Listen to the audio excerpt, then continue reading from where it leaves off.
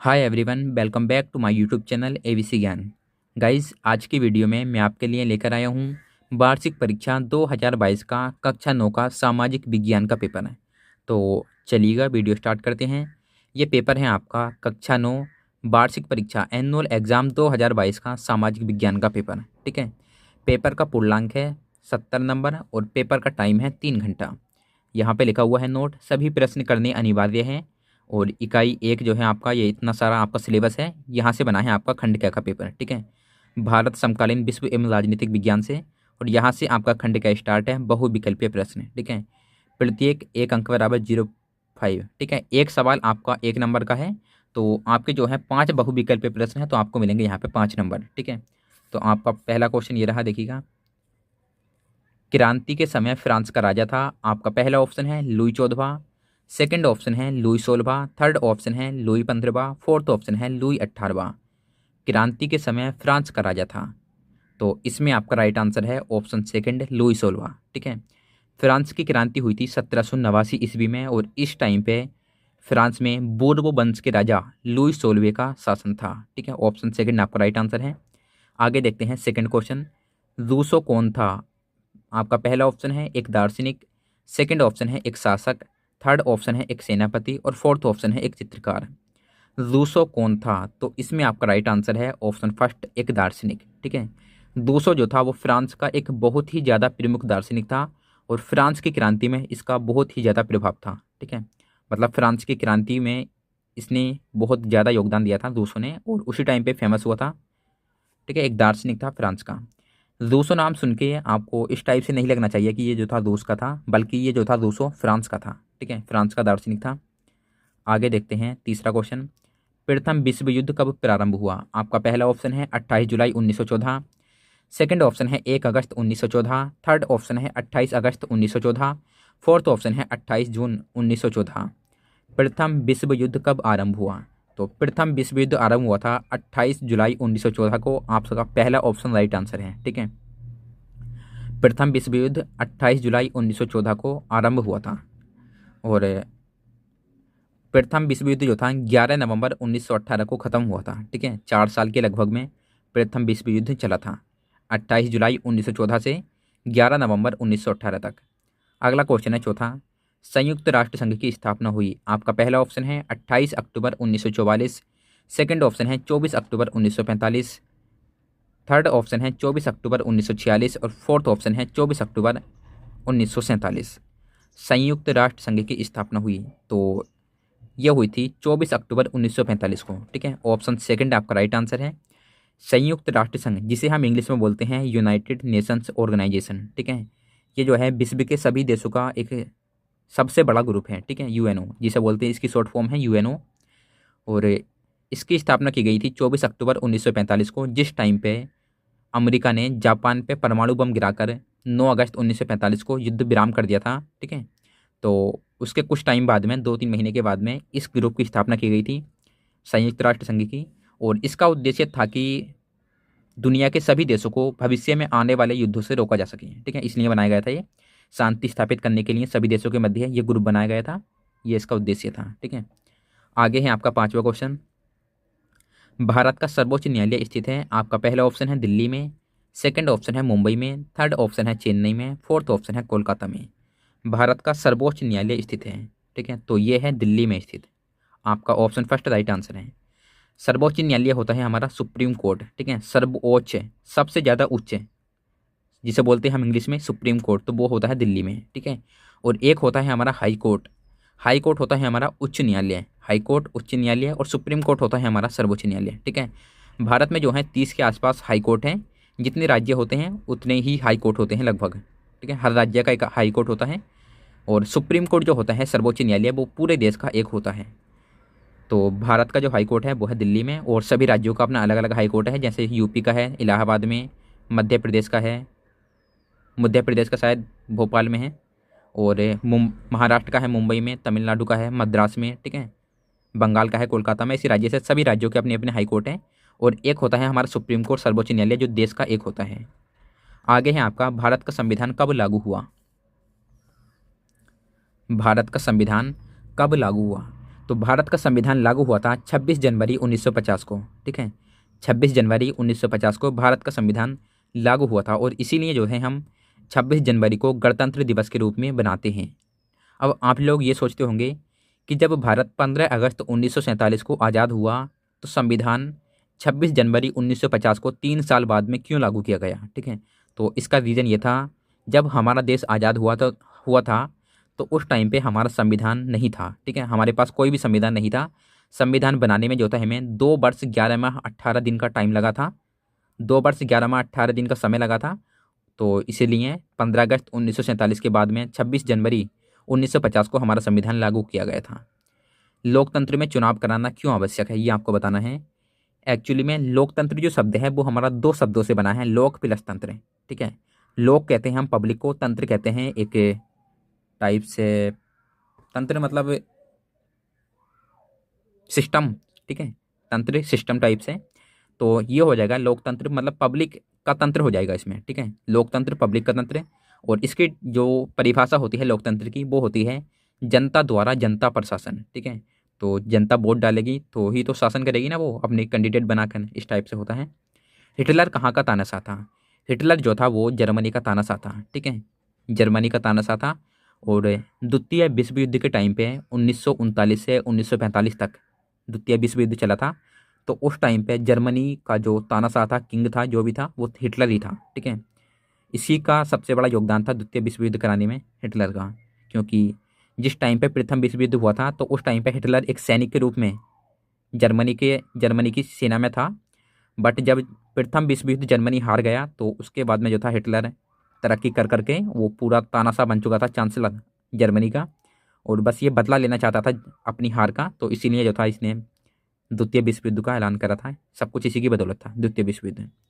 नवा क्वेश्चन है आपका, अमेरिका में फसल काटने की मशीनों के फायदे और नुकसान क्या थे, ठीक है। तो इसके बारे में आपको लिख देना है बुक से देखकर। लोकतंत्र क्या है, लोकतंत्र के 3 लक्षण बताइए। तो लोकतंत्र वही है बस जनता द्वारा जनता पर शासन, ठीक है। इसमें इसके 3 लक्षण लिख देने हैं कि जनता जो है कैंडिडेट चुनती है और वही जो है सरकार बनाते हैं, इस टाइप से। साल्वेडोर आइदे कौन था, उन्हें किसके द्वारा सिंहासन से हटाया गया था। और उसके बाद में है 12वां क्वेश्चन आपका, प्रत्यक्ष लोकतंत्र तथा अप्रत्यक्ष लोकतंत्र में अंतर स्पष्ट कीजिए। उसके बाद है आपका भारत के राष्ट्रपति की योग्यताएं एवं कार्यकाल व कार्यों का वर्णन कीजिए। उसके बाद है इंग्लैंड में हुए बाड़ाबंदी आंदोलन के कारणों की व्याख्या कीजिए, वनों से होने वाले लाभों का वर्णन कीजिए, ठीक है। तो इसे तो आप कर सकते हैं, वनों से होने वाले लाभ। वनों से हमें लकड़ी प्राप्त होती है और वन जो है हमें बाढ़ से बचाने में सहायता करते हैं और वन जो है वर्षा कराने में भी सहायक होते हैं, भूमि कटने से बचाते हैं और वनों की वजह से हमें जानवरों के लिए चारागाह की प्राप्ति होती है, ठीक है, वनों की। उससे आगे देखते हैं हम सेकंड पेज, और ये है आपका सेकंड पेज। यहाँ से स्टार्ट है गाइज आपका खंड ख, और आपका पहला क्वेश्चन ये रहा खंड ख में, कर्क रेखा किस राज्य से नहीं गुजरती है, ठीक है। आपका पहला ऑप्शन है उड़ीसा, सेकंड ऑप्शन है आंध्र प्रदेश। इसमें आपके 2 ही ऑप्शन हैं, तो ये आई थिंक ये जो क्वेश्चन है आपका मिसप्रिंट है, ठीक है। कर्क रेखा भारत के 8 राज्यों से गुजरती है और भारत के बिल्कुल बीचों बीच से जाती है, ठीक है। कर्क रेखा इस टाइप से पूरब से पश्चिम। तो उड़ीसा से कर्क रेखा नहीं जाती है और ना ही आंध्र प्रदेश से जाती है, ठीक है। तो यहाँ पे दोनों ऑप्शन गलत हो जाएंगे और यहाँ पे जो भी ऑप्शन आते नेक्स्ट तो वही आंसर होते, बट आप जो है सवाल को स्किप कर दीजिएगा क्योंकि सवाल अधूरा है। 2 ऑप्शन है यहाँ पे और दोनों में से किसी से भी रेखा नहीं जाती है। आगे है आपका दूसरा क्वेश्चन, पूर्वी घाट का पर्वत शिखर है। आपका पहला ऑप्शन है महेंद्रगिरी, सेकंड ऑप्शन है कंचनजंगा, थर्ड ऑप्शन है खांसी, फोर्थ ऑप्शन है अनाईगुड़ी। पूर्वी घाट का पर्वत शिखर है, ठीक है। तो पूर्वी घाट पर स्थित है आपका महेंद्रगिरी, ठीक है। ऑप्शन से फर्स्ट आपका राइट आंसर है। महेंद्रगिरी जो पर्वत है आपका वो पूर्वी घाट पर स्थित है और ये उड़ीसा और आंध्रा के बीच में पड़ता है, ठीक है, उड़ीसा और आंध्रा के बीच में। आगे है आपका तीसरा क्वेश्चन, रबड़ का संबंध किस प्रकार की वनस्पति से है। आपका पहला ऑप्शन है टिदुंडा, सेकंड ऑप्शन है हिमालय, थर्ड ऑप्शन है उष्णकटिबंधीय वन, फोर्थ ऑप्शन है मैंग्रोव वन। रबड़ का संबंध किस प्रकार की वनस्पति से है, तो इसमें आपका राइट आंसर है ऑप्शन थर्ड उष्णकटिबंधीय वन, ठीक है। रबड़ का संबंध उष्णकटिबंधीय वनों से है। आगे है फोर्थ क्वेश्चन, जनसंख्या भी एक संसाधन है। आपका पहला ऑप्शन है प्राकृतिक संसाधन, सेकंड ऑप्शन है भौतिक संसाधन, थर्ड ऑप्शन है मानव संसाधन, फोर्थ ऑप्शन है उपयुक्त कोई नहीं। तो जनसंख्या जो है वो एक मानव संसाधन है, ऑप्शन थर्ड आपका राइट आंसर है। आगे है पांचवा, पालमपुर गांव में कितने परिवार रहते हैं। आपका पहला ऑप्शन है 400, सेकंड ऑप्शन है 450, थर्ड ऑप्शन है 500, फोर्थ ऑप्शन है 550। तो पालमपुर जो है वो हिमाचल प्रदेश के कंगड़ा जिले में एक प्रकार का नगर है, ठीक है, पालमपुर, और यहाँ पे जो है 450 परिवार रहते हैं। ऑप्शन सेकंड आपका राइट आंसर है। आगे देखते हैं, यहाँ पे है गाइज आपके अति लघु उत्तरीय प्रश्न। विश्व में सबसे अधिक वर्षा कहाँ होती है, ठीक है। विश्व में सबसे अधिक वर्षा वाला स्थान है भारत के मेघालय राज्य के मानसीराम में सबसे ज़्यादा वर्षा होती है, ठीक है। भारत के मेघालय राज्य के भारत के मेघालय राज्य में एक जगह है पहाड़ियों के बीच में जिसका नाम है मानसीराम, ठीक है। वहाँ पे विश्व में सबसे ज़्यादा वर्षा होती है, ठीक है। जितनी वर्षा मानसीराम में होती है इतनी वर्षा पूरी दुनिया में कहीं नहीं होती, ना ही भारत में ना ही दुनिया में कहीं नहीं होती। विश्व में सबसे ज़्यादा वर्षा वाला स्थान है मानसीराम मेघालय, ठीक है। आगे 7वां क्वेश्चन है, भारत के सर्वोच्च पर्वत शिखर का नाम लिखो, ठीक है। अगर यहाँ पे पूछता विश्व के सर्वोच्च पर्वत शिखर का नाम लिखो तो वो होता आपका माउंट एवरेस्ट, ठीक है। विश्व की सबसे ऊंची चोटी या विश्व का सबसे ऊंचा पर्वत शिखर कौन है हमारा, माउंट एवरेस्ट, ठीक है, जिसकी ऊंचाई है 8,848 मीटर, जो कि नेपाल में पड़ता है, ठीक है, हिमालय के हिमाद्री क्षेत्र में। अब यहाँ पे पूछ रहे हैं भारत के सर्वोच्च पर्वत शिखर है, ठीक है। भारत का जो सर्वोच्च पर्वत शिखर है उसका नाम है K2, जिसका सेकंड नाम है गॉडविन ऑस्टिन। भारत का सर्वोच्च पर्वत शिखर K2 गॉडविन ऑस्टिन, और ये जो है कृष्णागिरी पर्वत काराकोरम पर्वत श्रृंखला पे पड़ता है, ठीक है। बट जो K2 चोटी है हमारी गॉडविन ऑस्टिन, इसकी ऊंचाई है 8611, और ये जो है इस टाइम पे वर्तमान समय में पाकिस्तान के कब्जे में है, ठीक है। समझ रहे हैं आप लोग, जो पाकिस्तान के कब्जे वाला कश्मीर है, POK पाक ऑक्यूपाइड कश्मीर, उस एरिया में पड़ता है हमारा भारत की सबसे ऊंची पर्वत चोटी K2 गॉडविन ऑस्टिन कृष्णागिरी पर्वत काराकोरम पर्वत श्रृंखला पर, ठीक है। तो बस वही है।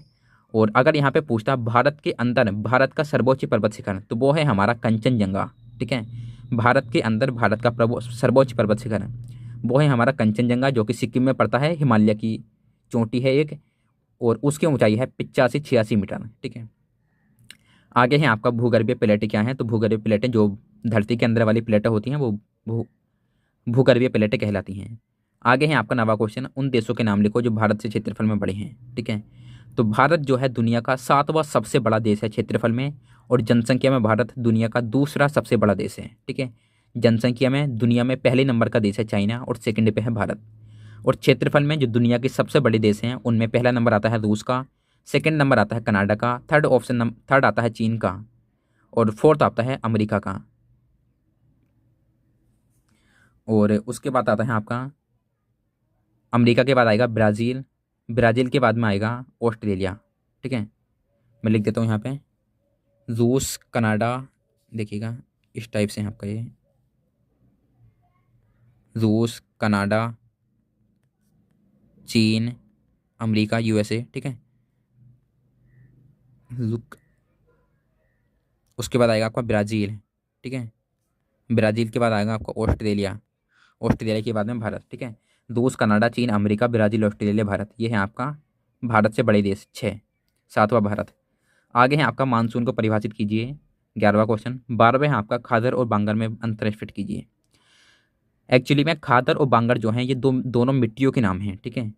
तो खादर कहते हैं हम जो हमारी नई जलोढ़ मिट्टी होती है, ठीक है। खादर और बांगर दोनों जलोढ़ मिट्टी के प्रकार हैं। खादर वो मिट्टी होती है जो नई जलोढ़ होती है, ठीक है। और जलोढ़ मिट्टी वो मिट्टी होती है जिसे नदियाँ बहाकर लाती हैं, ठीक है। और नई जलोढ़ को बोलते हैं हम खादर, और जो जलोढ़ पुरानी हो जाती है उसे बोलते हैं हम बांगर। जनसंख्या वृद्धि एवं जनसंख्या परिवर्तन में अंतर स्पष्ट कीजिए। भारत में निर्धनता का आकलन कैसे किया जाता है, उन्नत किस्म के बीजों का कृषि पर क्या प्रभाव पड़ा। तो गाइज बस इतना ही पेपर था आपका। आई होप आप लोगों को वीडियो अच्छी लगी होगी। अच्छी लगी हो तो प्लीज़ यार लाइक कर दीजिएगा, और चैनल को आप लोगों ने सब्सक्राइब नहीं किया तो प्लीज़ सब्सक्राइब कर दीजिएगा। बाय बाय, जय हिंद, वंदे मातरम गाइज।